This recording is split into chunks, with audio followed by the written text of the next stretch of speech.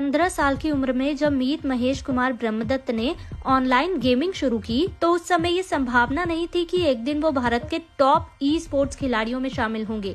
ब्रह्मदत्त अब 23 साल के हो चुके हैं और लोग उन्हें प्रिंस के नाम से भी पुकारते हैं।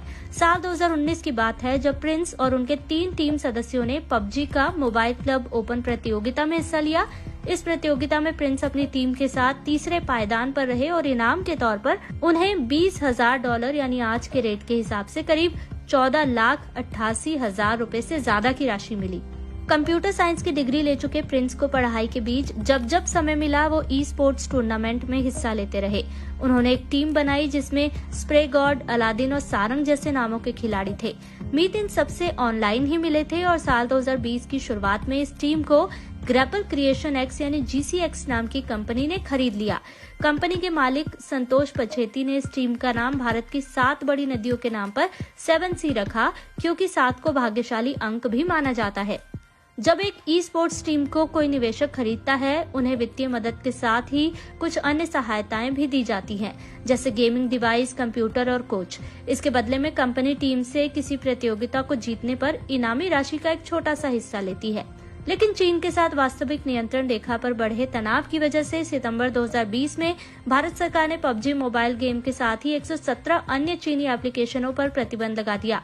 इसके बाद बड़े पैमाने पर आक्रोश देखा गया, जिसकी वजह से दिसंबर 2020 में चीनी पब्लिशर क्राफ्टन ने बैटल ग्राउंड मोबाइल इंडिया नाम से पबजी के भारतीय वर्जन को जारी करने की घोषणा की। प्रिंस के जीवन में सबसे बड़ा पल इस साल आया जब GCX को सिंगापुर की स्पोर्ट्स कंपनी एम्पवर्स ने खरीद लिया।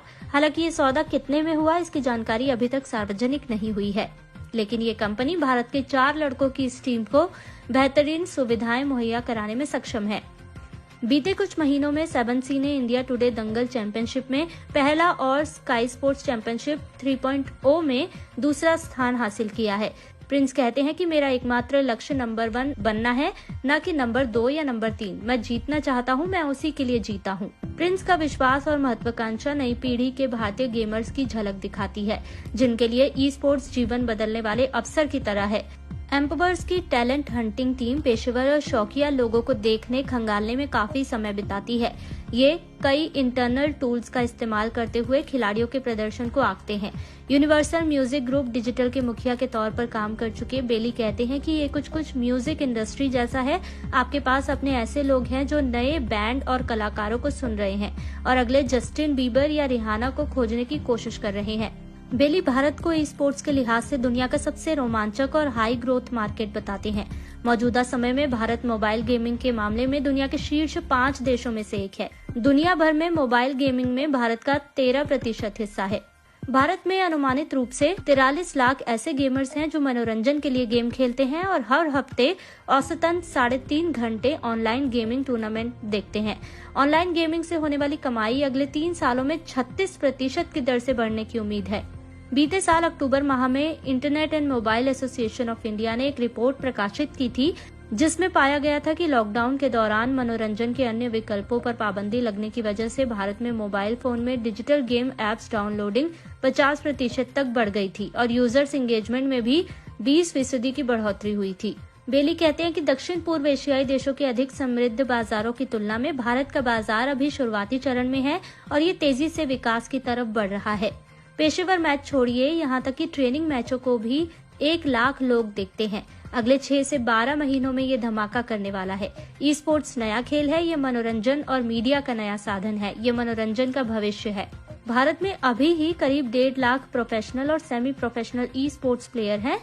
हालांकि इनमें से अधिकतर के लिए ये दूसरी नौकरी की तरह है। समय के साथ साथ जैसे ही स्पोर्ट्स टूर्नामेंटों की संख्या बढ़ने लगेगी, तब साल 2025 तक प्रोफेशनल खिलाड़ियों की संख्या भी 15 लाख तक पहुंचने की संभावना है। उम्मीद की जा रही है कि भारत की आने वाली पीढ़ियों के लिए ये करियर का विकल्प बनेगा।